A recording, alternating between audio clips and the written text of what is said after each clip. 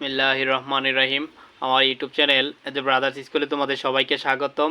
আমি অনার্স চতুর্থ বর্ষের গণিত বিভাগের পার্শিয়াল ডিফারেনশিয়াল ইকুয়েশন পড়াইতেছিলাম। এর আগে আমি তোমাদেরকে 33টি লেকচার দিয়েছি, আজকে আমার 34তম লেকচার। আমি তোমাদেরকে চ্যাপ্টার 4-এর এ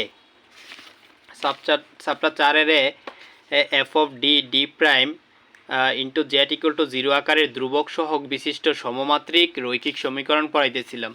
তো এর আগের লেকচারে আমি তোমাদেরকে এক্সাম্পল 1 দেখিয়েছি, আজকে আমি তোমাদেরকে দেখাচ্ছি এক্সাম্পল 4।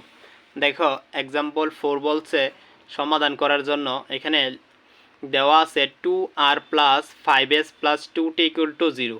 এটা 2005 সাল, 9 সাল এবং 16 সালে আসছে, এবং ঢাকা 7 কলেজেও 2016 সালে আসছে। দেখো দেওয়া আছে 2r plus 5s plus 2t equal to 0।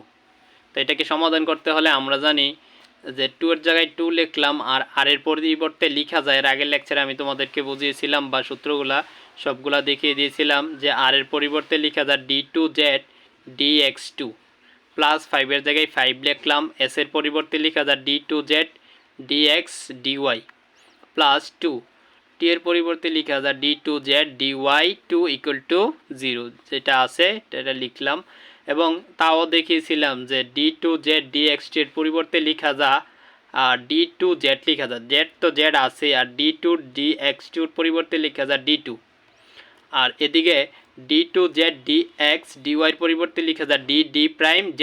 অর্থাৎ এই জেডটা যদি z এর জায়গায় z লিখছি, আর d2 dx dy এর পরিবর্তে d প্রাইম লেখা যায়।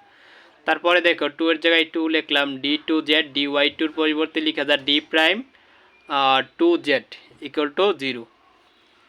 সূত্রগুলো মুখস্থ করলে তোমাদের কাছে এটা একেবারে আসলে ইজি। তারপরে দেখো এখানে এই প্রত্যেকটাতে জেড আছে, তাহলে আমি কি করতে পারি, জেড কমন নিতে পারি। তো জেড এখানে কমন নিয়ে নিলাম, জেড কমন নিলে কি থাকবে, d2 plus 5d d prime plus 2d prime 2। এটাকে কিন্তু স্কোয়ার পড়া যাবে না, বলতে হবে 2d প্রাইম 2 পড়তে হবে ইন্টু জেড ইকুয়াল টু 0। এখন দেখো সুতরাং সহায়ক সমীকরণ। তো সহায়ক সমীকরণ কথাটা এটা এইভাবে লিখতে পারো যে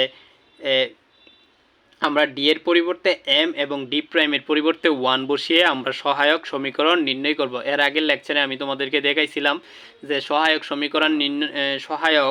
সমীকরণ নির্ণয় করার পদ্ধতি হচ্ছে ডি এর পরিবর্তে আমরা এম বসাবো, আর ডি প্রাইমের পরিবর্তে আমরা 1 বসাবো। তো এখানে আমি এই কাজটাই করছি, দেখো ডি এর পরিবর্তে এম বসাইছি, তাইলে 2 এর জায়গায় 2 লিখলাম, ডি এর জায়গায় এম লিখলাম এম স্কোয়ার, প্লাস দেখো 5 এর জায়গায় 5, ডি এর জায়গায় এম, আর ডি প্রাইমের জায়গায় 1 বসাইলে তো আর 1ই থাকে, এটাই থেকে যায় 5m প্লাস 2।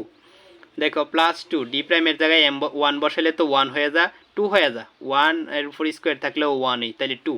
তাহলে এখানে আমরা 2 লিখছি, 2m square plus 5m plus 2 equal to 0। আশা করি তোমরা বুঝতে পারছো। তারপর আমি এদিকে লিখে দেই যে ডি সমান এম এবং ডি প্রাইম সমান কি বসাইছি, 1 বসায় আমরা এই সমীকরণটা আনছি। এটা তোমাদের বোঝার সুবিধার্থে এখানে লিখে রাখলাম। এবার দেখো এটাকে আমরা মিডল টার্ম করছি, এটা সহজ বিষয়, 4 ওকে 4, 4 আর 1 5 হয় মিডল টার্ম করার সিস্টেম। এখানে 2m কমন নিলে m প্লাস 2 থাকে, আর এই দুইটা থেকে 1 কমন নিলে থাকে m প্লাস 2 ইকুয়াল টু 0।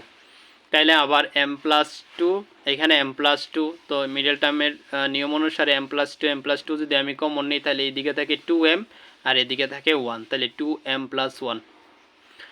তাহলে আমরা যদি এটাকে m প্লাস 2 ইকুয়াল টু 0 ধরি, এবং m এর মান বের হবে -1/2, আর এদিকে 2m প্লাস 1 ইকুয়াল টু 0 ধরলে m এর মান বের হবে কি হাফ, -2, অর্থাৎ একটা থেকে বের হইতেছে 1/2 আর আরেকটা থেকে বের হইতেছে -2।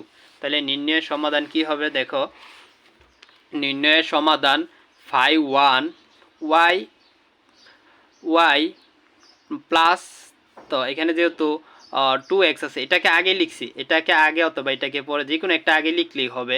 আমরা তো এটাও আগে লিখতে পারি অথবা এটাও আগে লিখতে পারি, আমাদের ইচ্ছা। তো যেহেতু যোগ আকারে আছে, তো এই অংশটা -2টার আগে লিখছে। দেখো 5y -2 থাকাতে -2x হবে, প্লাসে মাইনাসে মাইনাস হয়ে গেছে, -2x প্লাস 5 2y প্লাস হওয়ার কথা, তো প্লাসে মাইনাসে মাইনাস, x/2 হবে। খেয়াল করো এখানে কিন্তু হাফ এক্স হবে আর কি, হাফ ইন্টু এক্স, তো এক্সটা উপরে লিখে দিয়েছি y মাইনাস 2x।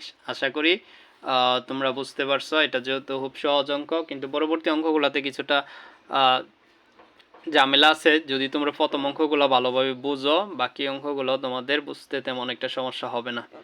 আশা করি তোমরা এ পর্যন্ত ভালোভাবেই বুঝতে পারছো।